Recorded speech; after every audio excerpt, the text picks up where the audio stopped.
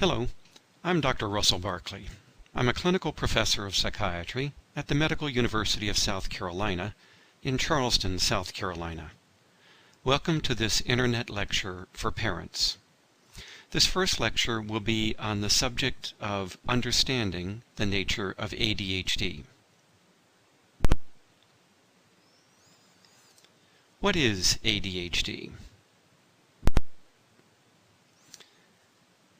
ADHD is viewed as a developmental disorder, which means that it is a disorder in which children and adolescents display symptoms that are inappropriate for the individual's age. These symptoms occur in at least two areas of human psychological development. The first of these dimensions, or areas that does not develop on schedule, is that of inattention. The second domain that does not develop properly is that of hyperactive and impulsive behavior, often referred to as difficulties with inhibition. These symptoms develop early in childhood, are relatively persistent over time, are pervasive across a number of situations, and result in significant impairment in a number of major life activities. Also, these symptoms cannot be due to some other disorder, such as pervasive developmental disorder, such as infantile autism or Asperger's syndrome, severe mental retardation, or from psychosis and other mental disorders. When was ADHD discovered? Actually, it was discovered several hundred years ago. The first paper to appear in the medical literature on the subject of attention disorders in humans was a chapter published in a medical textbook written by the Scottish physician Alexander Crichton and published in 1798. In this chapter, Crichton describes two disorders of attention that we would now recognize today as being ADHD, which is associated with a more distractible, hyperactive, and impulsive pattern of behavior, and ADD, or attention deficit disorder, or what many researchers now refer to as sluggish cognitive tempo. This second disorder is characterized more by daydreaming, staring, spaciness, mental confusion, and hypoactivity rather than hyperactivity. Nonetheless, ADHD has a very long history, as you can see here, having originated several hundred years ago. In 1902, a series of lectures was given by George Still that were published eventually in a prestigious medical journal, The Lancet. In these lectures, Still described a number of children that he had seen in his clinical practice, all of whom had various symptoms of ADHD.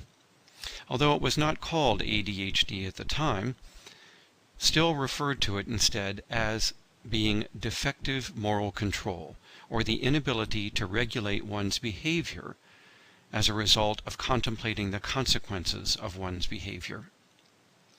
Originally, this series of papers was credited as the beginnings of the history of ADHD, but almost 10 years ago, the textbook by Alexander Crichton was discovered and pushed back the history of ADHD to 1798.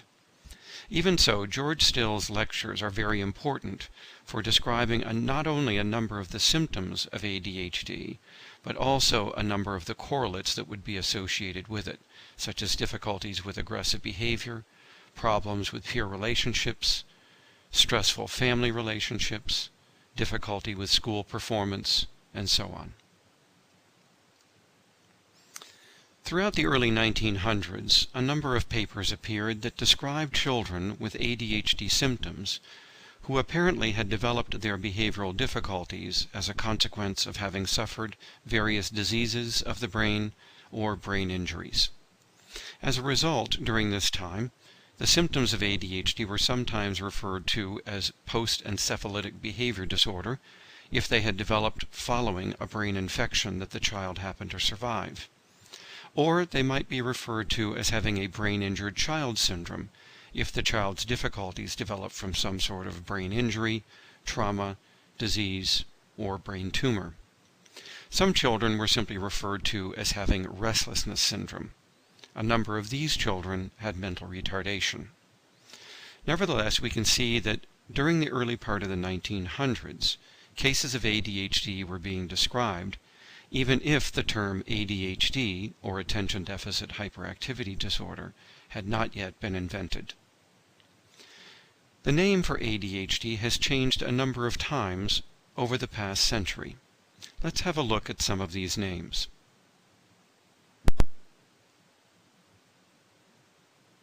In the 1950s, ADHD was referred to as minimal brain damage because it was thought that many of these children had symptoms that were consistent with a brain injury and that were often seen in children that had experienced various forms of brain damage, as I noted on the previous slide.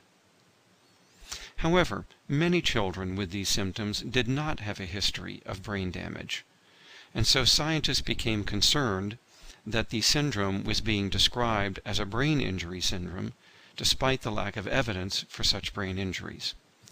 And so the name was changed in the 1960s to minimal brain dysfunction, reflecting the fact that the brain did not appear to be functioning normally, even if there was no evidence in the history of that child that they had experienced any brain injury. Others began to move away from using causes to name the disorder to simply describing the symptoms of the disorder.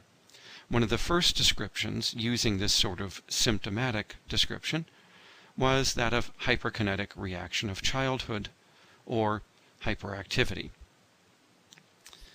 By focusing on the symptoms, this downplayed the cause of the disorder, which at the time was largely unknown, and downplayed the possibility that brain damage might be giving rise to all of these cases.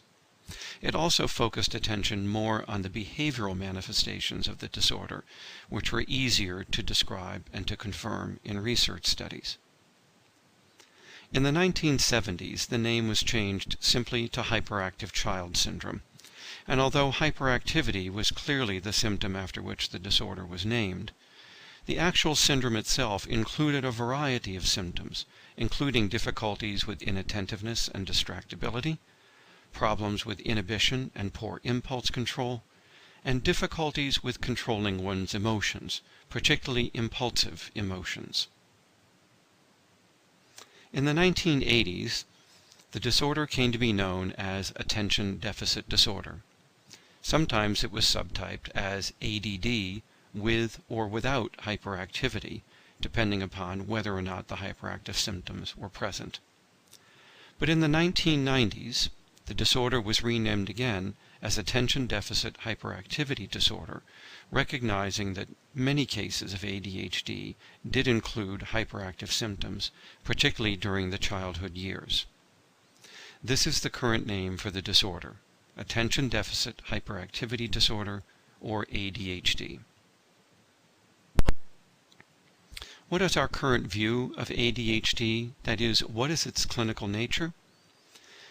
As I've said before, ADHD is characterized by developmental difficulties in two areas of neuropsychological development. That is to say that there are two psychological traits that are not developing on schedule in the child with ADHD. As I've already mentioned, one of these dimensions is that of poor inhibition, which is often manifested in symptoms of hyperactivity and impulsiveness. Specifically, ADHD children are known to have problems with verbal impulsiveness, that is, speaking out, talking excessively, interrupting others. They also have difficulties inhibiting their behavior or their motor symptoms. This is what leads them to have their hyperactive, restless, and fidgeting behavior. They also respond to events more quickly than do other children. But there is also a cognitive impulsiveness associated with ADHD, and we see this in the impulsive decision-making that children with the disorder often manifest. That is to say that they don't seem to think about the consequences of their actions before deciding what to do. They also are not able to wait for things or to defer gratification, which is to say that they can't work overtime to get larger rewards. Instead, they seem to prefer smaller, much more immediate consequences. Children with ADHD appear to disregard the future consequences of their actions. They also display excessive, task-irrelevant movement and verbal behavior. Here we see the hyperactive symptoms: the fidgeting, squirming, running about, climbing on things, and frequently touching things in a particular situation. This hyperactive behavior or restlessness declines markedly with age as the children develop. By adolescence, it is barely visible. By adulthood, it is of no value in helping to identify adults with ADHD. The other problems associated with ADHD will be more obvious in the adolescent and adult years. Adults with ADHD often say that their restlessness has become internal or sort of subjective in form, which is to say that they often report feeling a sense of internal restlessness, a need to be busy, a need to be doing lots of things even if they don't finish them. But they're not necessarily running about, climbing on things, or behaving in a particularly fidgety or restless fashion. We also see the impulsiveness in ADHD in their emotions. People with ADHD cannot inhibit their feelings as well as others. They're also not able to show better self-control over the strong emotions that they may be experiencing. And so they show their raw emotions much more quickly and much more often than do other people. These emotional symptoms cause their own difficulties or risks over development, in addition to the problems with hyperactive and impulsive behavior.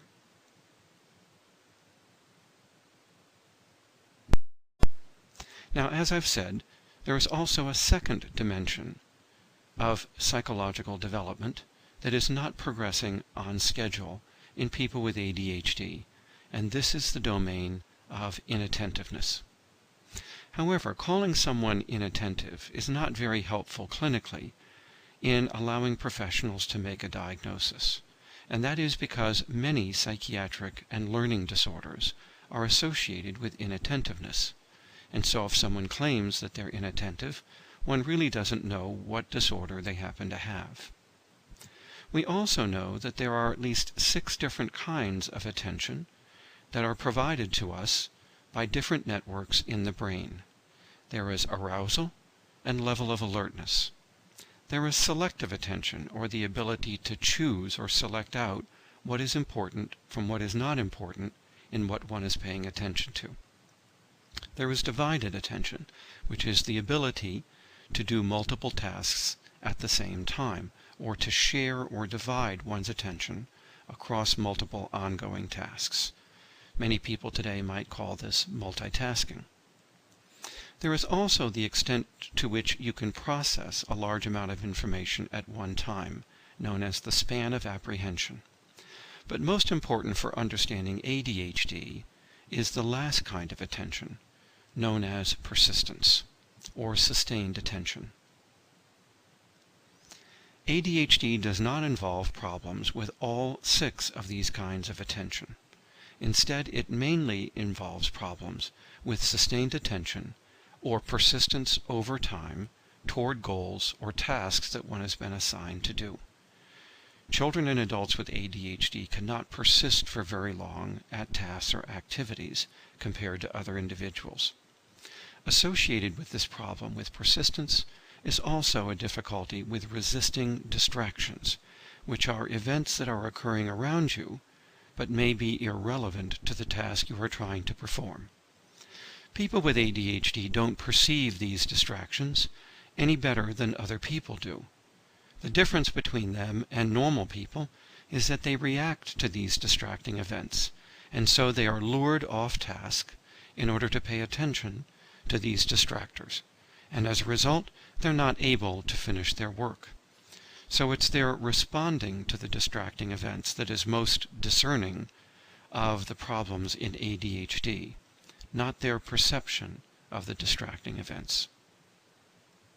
Now, once an individual has been distracted, and many of us can be distracted from our work, especially if the distraction is important, but normal people re-engage the task that they have not completed yet. This is another problem for people with ADHD. They are not able to return back to the task or re-engage it once they have been distracted.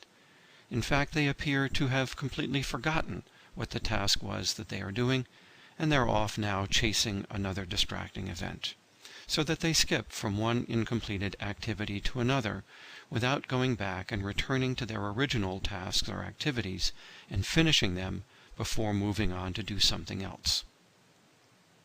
This difficulty with re-engaging tasks is not so much a problem with attention as it is a problem with working memory. Working memory is a very special neuropsychological ability that is considered to be one of the brain's executive abilities. Executive abilities, or functions, are those functions of the brain that allow us to control our own behavior. And in particular, they allow us to guide our behavior by information that we are holding actively in mind. Working memory, therefore, is the ability to hold things in mind that you're doing. This includes the goal that you're pursuing, the steps that you intended to follow to get to that goal, as well as other bits of information that may be needed along the way in pursuing that task or goal. We therefore see evidence here that ADHD is associated not just with problems with attention, but also with an impairment in working memory. Think of working memory as remembering to do things, remembering what you're doing, what your goal was, and how you intended to get there. So here we see that ADHD involves more than just hyperactive, impulsive, and inattentive behavior. It involves working memory. And since working memory is one of the brain's executive abilities, as I've said, this begins to suggest that ADHD might well be a disorder of the brain's executive functions, more than it is a disorder of attention. Many researchers now, including myself, believe that ADHD is actually an executive function deficit disorder, rather than just a problem with paying attention. How is ADHD diagnosed? Well, professionals use a manual known as the DSM-IV. The DSM-IV stands for Diagnostic and Statistical Manual for Mental Disorders, and the 4 refers to this being the 4th edition, which was published in 1994 by the American Psychiatric Association. This manual contains the specific diagnostic criteria that are to be used in the United States for diagnosing various mental disorders. And in this manual we find the criteria that are recommended for identifying cases of ADHD. These criteria include 2 lists of symptoms. The first list contains symptoms of inattentiveness, and you see that list here. There are 9 symptoms on this list. Each of them describes a particular kind of attention problem. And that attention problem must be occurring frequently, which is to say often or more frequently, in order to count as a symptom. So that if an individual is inattentive only some of the time or rarely, for instance, they have difficulty giving close attention to details or following through on instructions from time to time, those would not count as symptoms. The symptoms have to occur often or more frequently in order to be considered developmentally inappropriate. Now, you have to have at least 6 symptoms on this list in order to be diagnosed as having ADHD or considered to have sufficient symptoms of inattention. There is a second list in this manual, and it contains 9 symptoms of hyperactive and impulsive behavior, and you see them here.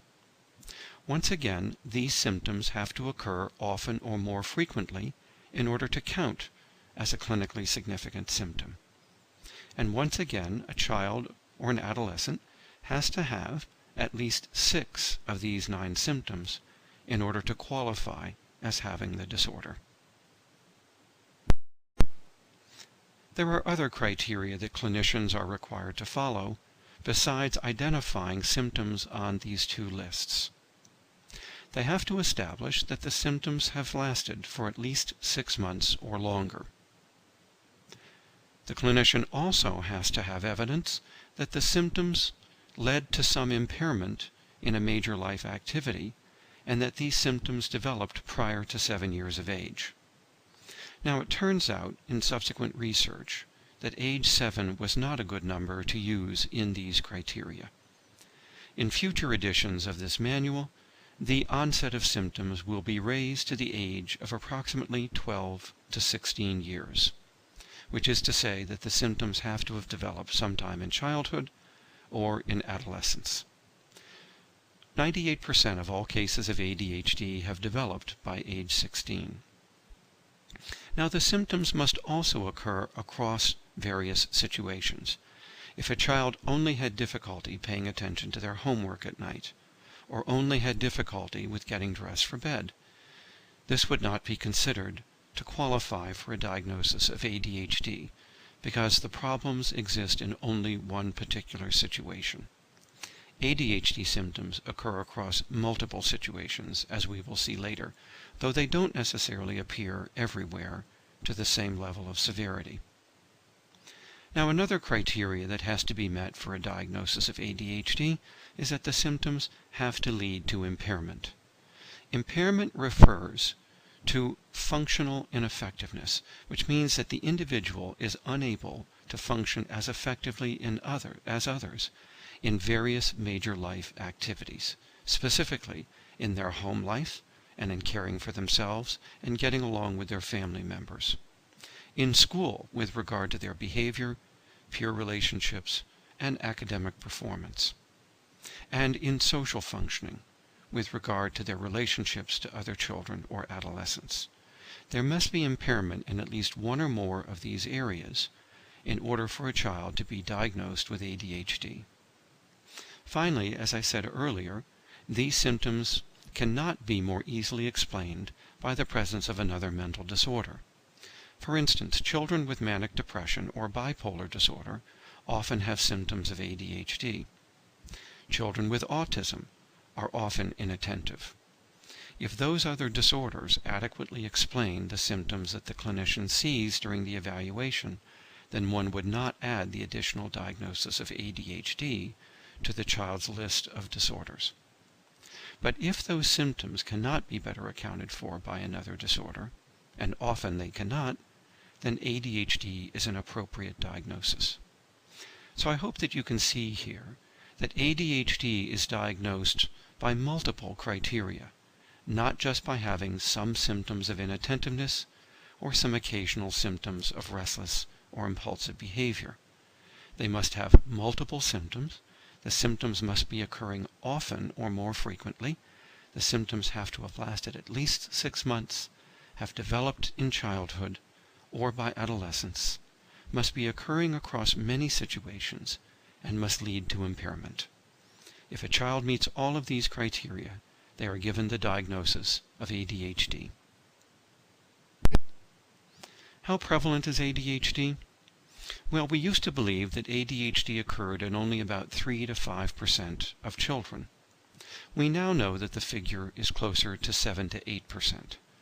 And that is because, beginning in the 1980s, researchers and clinicians began to recognize that there was another type of ADHD, which we now call inattentive type, or ADD for attention deficit disorder, and they included that in their diagnostic criteria. And so this broadened the definition of ADHD to include yet another subset of children, and that increased the prevalence of ADHD to about 7% of the school-age population in the United States, using the criteria in that DSM-IV manual I just described. This amounts to about 3 to 4 million children in the U.S. having a diagnosis of ADHD. The disorder has been studied in a variety of countries, and it has been found that at least 5 to 6% of children worldwide probably have ADHD. The reason that ADHD may be slightly lower in other countries may have to do with the quality of medical care, particularly prenatal medical care, because we know that some cases of ADHD arise from pregnancy complications, as I will talk about later. In countries that are not well developed or do not have adequate medical care, many of those babies would have died. But in the United States, as well as in other Western and developed countries, we have adequate medical care to see to it that many of these babies survive. Those babies may go on to develop ADHD. And so you can see why developed countries might have slightly more cases of ADHD than underdeveloped countries. And it has to do most likely with the quality and availability of medical care to children and pregnant women. We also know that adults have ADHD. Indeed, at least 2/3 of children with ADHD will persist in having their disorder into adulthood. This helps to explain why we see that about 4 to 5% of all adults in the U.S. would qualify for a diagnosis of ADHD. This is approximately 12 to 15 million adults in the United States. Studies around the world have shown that many other countries also have adult ADHD and have estimated the prevalence to be about 3 to 4% worldwide. Once again, we see that other countries may not have quite the same level of ADHD as developed Western countries like the U.S., and again I believe that has to do with medical care. Even so, you can see here that ADHD is a worldwide phenomenon. It is universal to humans. Now, the rate or prevalence of ADHD in a country varies as a result of a number of different demographic features. For instance, ADHD is more common in children and declines somewhat in its prevalence by adulthood, so it's related to the age of the individual. ADHD is also related to social class differences. It is more common in children who place in the lower social classes, known as the blue-collar or labor classes, than it is in higher or educated classes. The differences here across social classes are very slight, however. ADHD is also more common in densely populated or urban areas, such as in inner city areas in large major U.S. cities. It is more common there than it is in suburban or rural areas. The reason for this relationship of ADHD to population density is not well established. Nevertheless, it's believed that it has to do with social class, poverty, and quality of medical care. Inner city areas tend to be more impoverished than suburban areas in large metropolitan regions, and therefore more ADHD may be created in these inner city areas because of poor prenatal and other forms of medical care. We also know that ADHD in children may be more common in certain occupations that their parents may hold. For instance, ADHD is at least 3 times more common among the offspring of the U.S. military, that is to say, the dependents of these military personnel. Now, this doesn't have anything to do with the military causing ADHD in children. It has to do with who goes into the military. Many times when children with ADHD are growing up, they choose not to go to college, and instead, when they finish high school, they seek alternative routes of occupations. And one of the routes that they seem to choose more often than other people is to enter the military.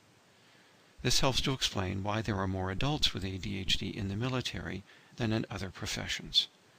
And given that ADHD is a highly inherited disorder, you can now see why ADHD is more common in the offspring of people who work in the military. And that is because more adults with ADHD are in the military, and those adults are having children. ADHD is also more common among other occupations. For instance, it's probably more common among musicians, such as rock musicians, among performing artists, such as actors or stand-up comedians. It may be more common among people who are in the sales force.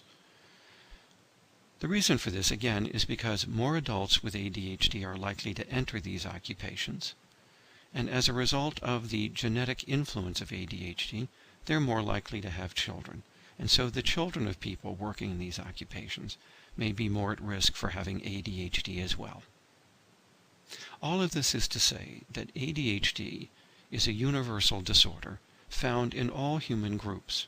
It may vary somewhat as a result of age, social class, country of origin, or population density.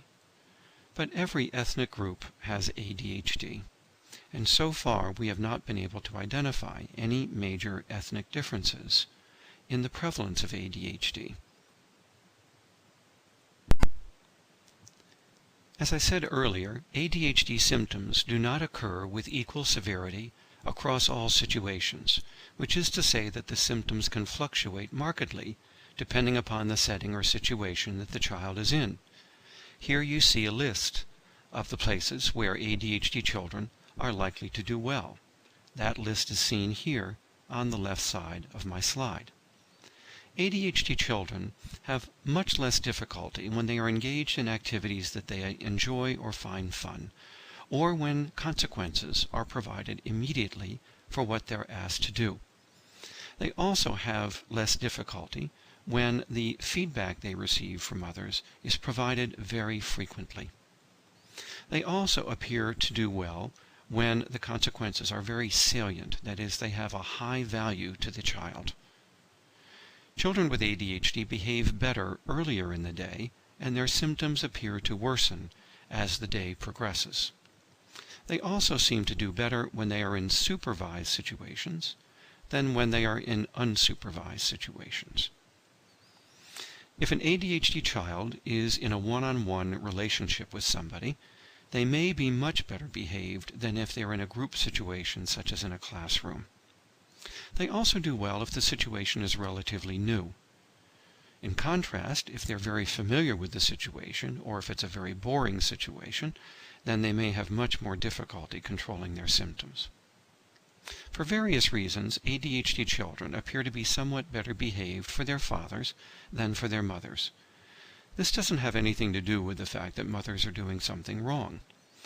First of all, it has to do with the fact that all children, normal children included, are somewhat better behaved for their fathers than their mothers. And this is because fathers, on average, are bigger, stronger, and are more quick to discipline children than our mothers. Mothers are more likely to talk to their children, to try to reason with them, and to try to use their relationship with the child in order to urge them to behave better. For a number of reasons, this strategy that mothers are using is not especially effective if a child has ADHD. And that is because ADHD is associated with problems with following through on rules and instructions. That is, with using language to control their behavior.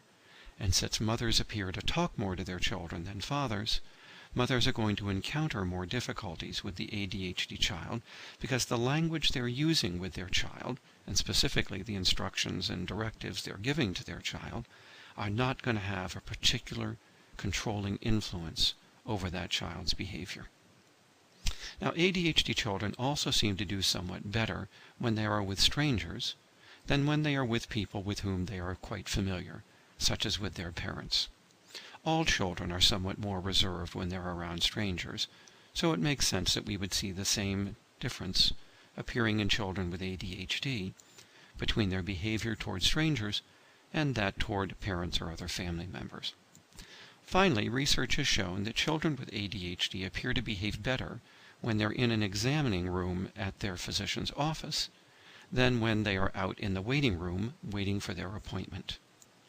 Again, this probably has to do with the fact that the exam room is associated with a one-on-one encounter with the doctor, whereas in the waiting room there are other people, and often other children, and this gives rise to more disruptive behavior. What all of the situations on the right side of the diagram have involved is that they require a child to show more self-control or self-regulation than do the situations on the left-hand side of the diagram. And as we've said earlier, ADHD is associated with a problem with executive functioning. And executive functioning is simply another name for the human ability to engage in self-control or self-regulation. Now, as I've said, there's a lot more to ADHD than just not being able to pay attention. ADHD is associated with problems with the brain's executive abilities called the executive functions. There are several of these executive functions, and all of them are used to help an individual control their own behavior and direct their behavior over time in getting ready for the future. One of the most important executive functions is self-awareness. Think of it as the mind's mirror. We hold a mirror up to ourselves so that we can examine our own behavior and monitor what we're doing. Now, we really don't have a mirror in our mind, but this is just a good metaphor for thinking about self-awareness. The ability to see ourselves in our mind and to see what we're doing and how we're performing. Children with ADHD have significant problems with self-awareness. They don't appear to always appreciate the difficulties that they're having. They also appear not to evaluate very well the consequences of what they're about to do. The second executive ability is inhibition. Think of it as the mind's brakes, like the brakes on an automobile. The child is not able to stop their behavior as quickly as others and to utilize their inhibition over long periods of time if they must inhibit while performing a particular task, such as schoolwork. Another executive ability is known as nonverbal working memory, but I prefer to think of it as visual imagery, the ability to hold images in our mind, known as the mind's eye. We often use images of our past in order to tell us how to behave in a current situation, and in order to guide our behavior over time. So you might think of this executive function as being like a GPS system in your car that you're using in order to find your way through an unfamiliar landscape. Like a GPS, the mind holds images in itself in order to guide our behavior over time. Just like the images on the screen of your GPS in your automobile, you're using those images to show you where you are and to show you where you're going. And humans use visual imagery to do very much the same thing. A fourth executive ability is known as verbal working memory, but it really is simply our internal speech, the voice in our head. This mind's voice arises relatively early in childhood, often between 4 and 10 years of age. And it allows us to talk to ourselves privately without other people hearing us, in order to tell ourselves what to do, think about things, question ourselves, and otherwise direct our own behavior. We use our own voice to do this. Another executive ability is the ability to inhibit strong emotions and to use our ability for self-regulation to moderate those emotions so that they're more socially acceptable when we finally do display our emotions. Think of this as the mind's heart.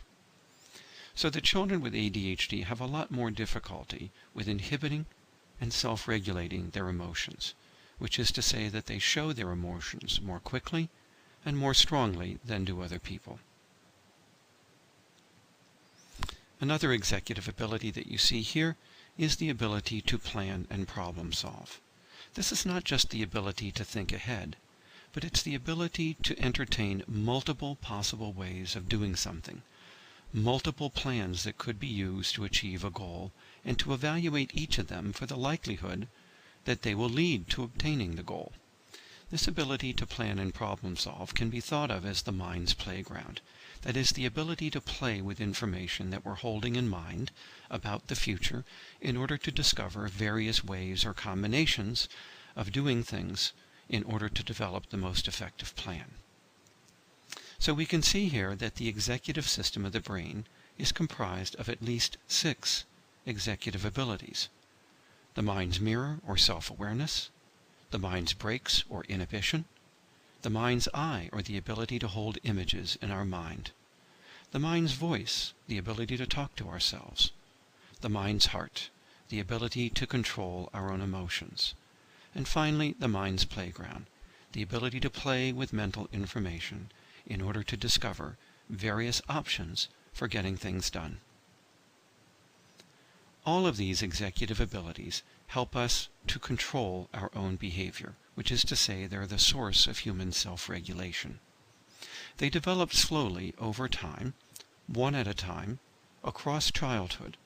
But by adulthood, adults have at least 6 executive abilities, like mind tools. Think of the executive brain like a Swiss Army knife that has various instruments for doing things. Well, that's what the executive system is. It's a combination of various tools that we use for regulating our own behavior in order to prepare for the future. ADHD interferes with the development of all 6 of these executive abilities. It disrupts their development and leaves the ADHD child at least 30% or more behind in their executive development. I'm going to return to this number a little later in this presentation, and especially in part 2 of this lecture on the management of ADHD. There I will develop what is called the 30% rule. But for now, if you want to understand where your ADHD child's development is in their executive abilities, simply subtract about 30% from their age, and you have a pretty good idea of their executive age. For instance, a 10-year-old child with ADHD probably has the executive functions, the executive age, or basically the self-control of someone about 7 years of age. And if you keep that in mind, it can help you to better understand why your child is behaving the way that they do. You can also use this rule in order to reduce your expectations for this child's behavior and thereby reduce a lot of the conflicts that you may be having with this child. Now, I've described the executive abilities or executive functions for you. What would we expect to see in children with ADHD as evidence for these executive deficits? Well, first of all, as I've said, we would see that children with ADHD would have substantial problems with self-control, with self-discipline and willpower, with the ability to regulate their own behavior. Instead, they would be in need more often of other people stepping in to help regulate them.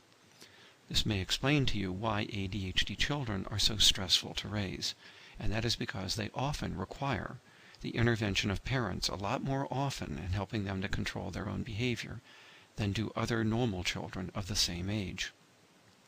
We would also see these executive deficits in the ADHD child's limited self-awareness, in which they don't appear to be as aware of what they're doing, of how they're coming across to other children or adults, of the consequences that are about to happen for what they're deciding to do. They just don't monitor their own behavior as readily as do other people. Oftentimes, this leads to ADHD children saying that they are better at doing things than they actually are, which is to say that children with ADHD have a positive bias in their self-evaluations and don't appreciate the degree of deficits or difficulties they may be having in a particular task or situation. We would expect to see difficulties with visual imagery in ADHD children, and this would show up as the child having poor hindsight, or the ability to look back upon their past experience before deciding what to do in a situation. They would also have difficulties with looking ahead, or foresight, with thinking about what could happen if they engage in particular types of behavior. This would also lead them to be less likely to anticipate and prepare for the future. The child with ADHD appears to live in the now, so to speak, whereas other children are beginning to develop a sense of time and the ability to look ahead and begin to anticipate what may be coming at them. You now understand why children with ADHD often have an impaired sense of time and are not able to manage their activities relative to time as well as other children seem to do. You may even find that your ADHD child doesn't even talk much about time, about yesterday or tomorrow, or when things are due, because they're not even thinking about time. Because of the difficulties with the mind's voice, or following verbal instructions, we would see that children with ADHD would have trouble following through on the commands, tasks, and instructions that other people have given them to do.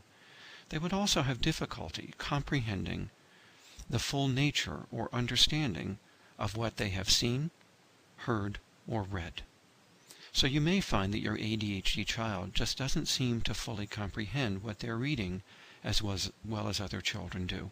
And that's because they can't hold in mind the information that they've just read or heard in order to understand it more deeply.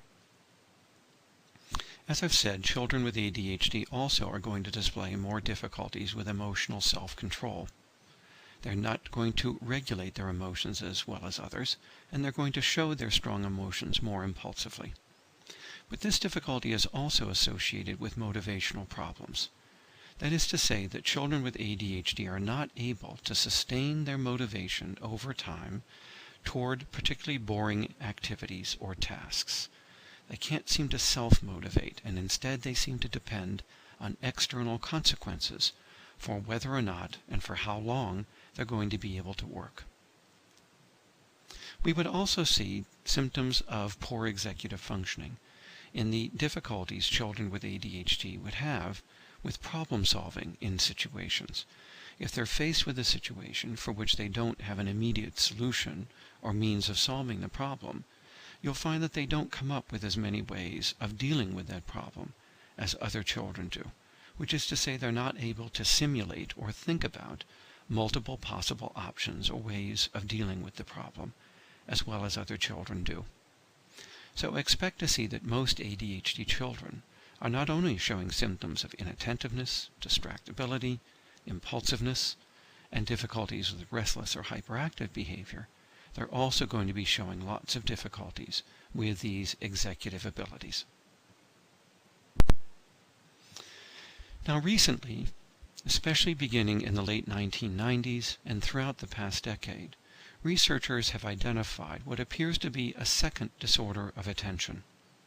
Until recently, we thought this was just a different subtype of ADHD. But research in the past few months has demonstrated that this other disorder of attention is actually distinct from ADHD and is not a type of ADHD, though it may overlap, in some cases, with ADHD. This new disorder of attention is called sluggish cognitive tempo, for slow cognitive processing. Some people call this ADD, or attention deficit disorder, but I prefer the term SCT for sluggish cognitive tempo, and that's because ADD was previously used as the name for the entire disorder now called ADHD, and therefore it creates confusion. And that is why researchers prefer the term SCT. Now, why do we think that SCT is a separate disorder of attention, though it is sometimes confused with ADHD? Well, first of all, the symptoms of SCT are quite different from those of ADHD. They do include problems with paying attention, but here you see what those difficulties are. Their principal problems are with daydreaming, spacing out, staring frequently, processing information quite slowly and inaccurately, that is, appearing to be mentally foggy or easily confused. They're often sluggish, slow-moving, lethargic, hypoactive, and even sleepy. Almost the opposite of the hyperactivity seen in the ADHD child. These children appear to be easily confused, and that's because they don't appear to be paying much attention to the external world around them, and instead they seem to be more lost in thought or daydreaming. As a result, they often have an appearance of being mentally foggy, that is, slightly out of touch with what is going on around them. Some evidence shows that people with SCT have difficulties with choosing what is important from what is unimportant in information they are being asked to focus on and process. And so we think that SCT is associated with a problem with focused attention or selective attention, whereas ADHD is a problem with persistence toward tasks and resisting distractions. Children with SCT appear to have some difficulties with recalling information that they've previously learned. they may have a problem with long-term memory, whereas ADHD children have more of a problem with working memory or with remembering what they've been told to do. Children with SCT appear to be socially withdrawn. They're somewhat reticent or apprehensive in engaging in social interactions with others, and may even be somewhat shy, possibly even socially anxious. This pattern of social behavior is quite different from that seen in ADHD children, who are often very talkative, engaging, intrusive, disruptive, emotional, controlling, and simply much more socially active than other children. Here are some other features associated with SCT that make it distinct from ADHD. ADHD is often associated with oppositional disorder or conduct disorder. Oppositional disorder refers to a pattern of hostile, defiant, argumentative behavior. Conduct disorder refers to delinquent or antisocial behavior. Children with ADHD are much more prone to these disorders, whereas children with SCT appear to have much lower rates of aggressiveness or ODD and CD. Children with SCT also have no difficulties with impulsiveness or inhibition, and so we don't see them talking excessively, interrupting others, or acting without regard to future consequences. Children with SCT seem to have a lot more difficulties with self-organization, that is, with organizing themselves and the materials that they need to get things done. They also may have difficulties with problem solving, as much or more as ADHD children do. But they don't have as much difficulties with impulsiveness, or with difficulties with self-motivation, or with problems with time management, as do ADHD children. The problems at school that SCT children have appear to be associated with starting work, as well as with the accuracy of the work they do. The difficulty with starting work appears to be the result of their excessive daydreaming and not paying attention to what they've been told to do. The difficulty with accuracy may have to do with the fact that they're not processing information as quickly or as accurately as other children, and therefore they make more mistakes in their schoolwork. In contrast, children with ADHD often start their work but never finish it. They're easily distracted.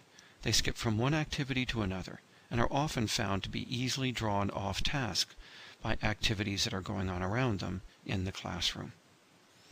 The problem they have with academic work is that they simply don't produce as much work as other children and don't finish the work that they start. So they have more of a problem with productivity of work, whereas with SCT children, their problem is one more of accuracy of the work that they do. Children with SCT may be more likely to have math disorders in school, whereas children with ADHD are more likely to have handwriting disorders, language disorders, and reading and spelling disorders.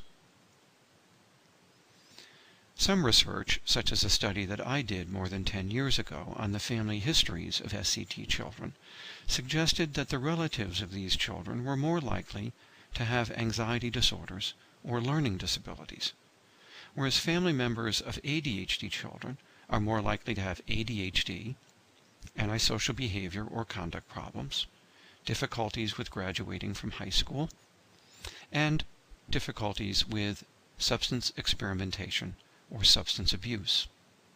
They may also have more difficulties with depression, though that is less clear. Both groups of children, SCT children and ADHD children, do appear to be more likely to develop depression, and depression may occur more in their relatives. We also know that SCT children are much more likely to have anxiety symptoms or even full anxiety disorders than are other children, including ADHD children. There's been very little research on what treatments may help SCT children. What little research has been done shows that the treatments that may work for ADHD don't produce as much of an improvement in people with SCT. For instance, in studies in which SCT children were given stimulant medications that are used to treat ADHD, we found that their degree of improvement was much less. 65% of those children put on stimulants with SCT did show some slight improvements in their symptoms, but the improvements were so slight that most of the children were not recommended to continue on the medication. Only about 20% of the SCT children showed a good enough response to the medication to justify staying on it after the trial had been completed. So it looks as if the stimulant medications don't harm SCT children, but it also looks as if it doesn't help them very much either. My own study found that if the stimulant medications were to work, that light doses of stimulants appeared to be best, whereas for ADHD children, the doses of medication often have to be moved up to moderate or higher levels. One of the drugs used to treat ADHD is Strattera, known as atomoxetine. There is no research on whether or not atomoxetine helps children with SCT. I happen to think that it might be a drug worth trying, and that is because SCT children are more likely to have anxiety. And there is some research to suggest that atomoxetine may treat anxiety when it coexists with ADHD symptoms. So perhaps Strattera or atomoxetine might be a useful drug for SCT, but we just don't know that yet. Another drug for ADHD that came on the market in 2009 is Intuniv, known as guanfacine XR for extended release. There are no studies of guanfacine XR being used with SCT children.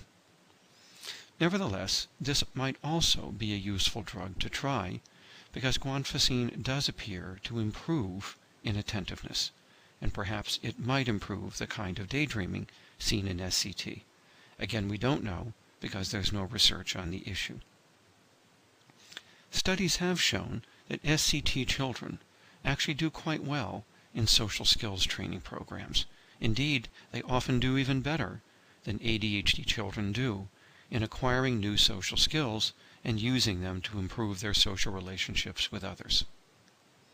Also, a few studies have looked at behavior modification with SCT and have found that these children do as well, if not better, than ADHD children in response to these various behavior management techniques, such as token systems, using timeout or response cost, or other methods known as behavior modification.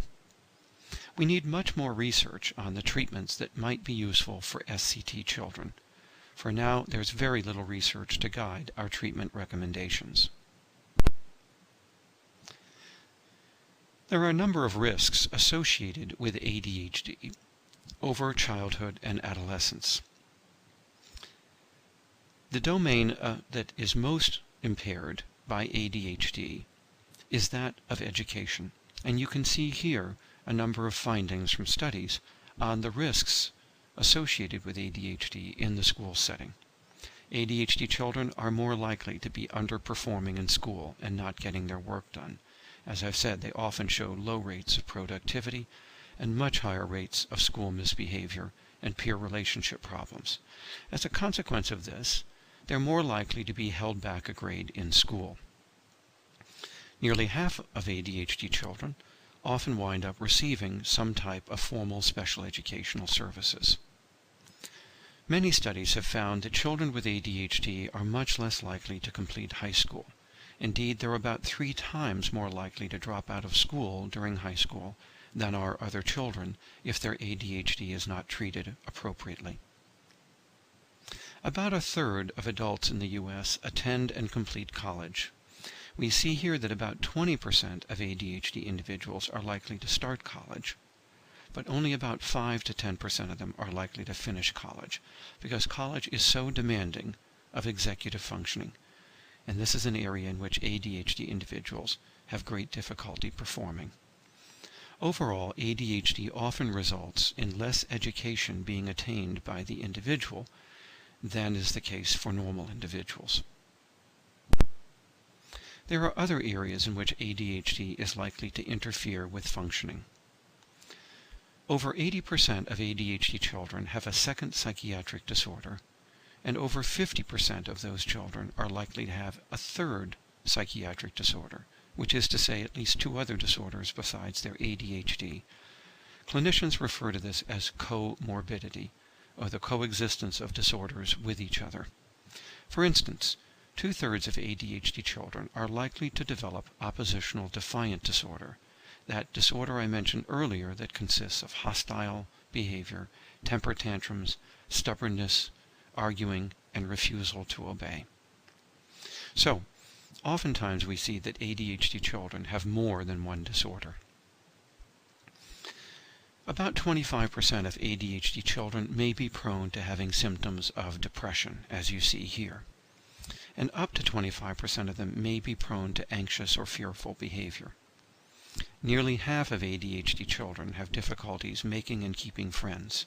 Some studies show that up to 70% of them have no close friends by the time they enter 2nd or 3rd grade. This is especially true if they've also gone on to develop either oppositional disorder or conduct disorder. Conduct disorder is just another word or a diagnosis for what many lay people refer to as delinquency. Children who go on to develop conduct disorder or delinquency are much more likely to experiment with and abuse illegal substances, and you can see here that at least 10 to 20% of ADHD children may develop a substance use disorder by adolescence. Here you see that ADHD is also associated with a number of health problems. Many ADHD children are delayed in the development of their motor coordination, as you see here.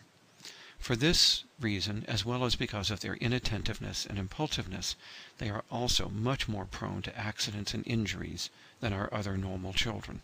Indeed, ADHD children visit emergency rooms much more often than normal children because of these accidental injuries.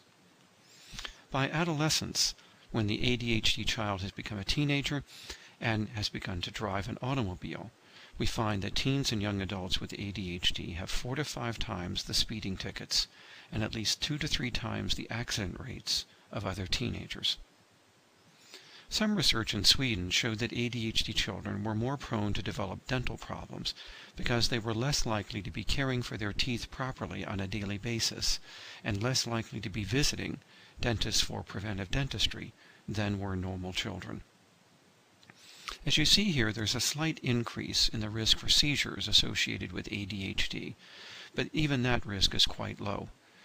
Only about 10 to perhaps 15% of ADHD children, or fewer, are likely to go on to develop a seizure disorder.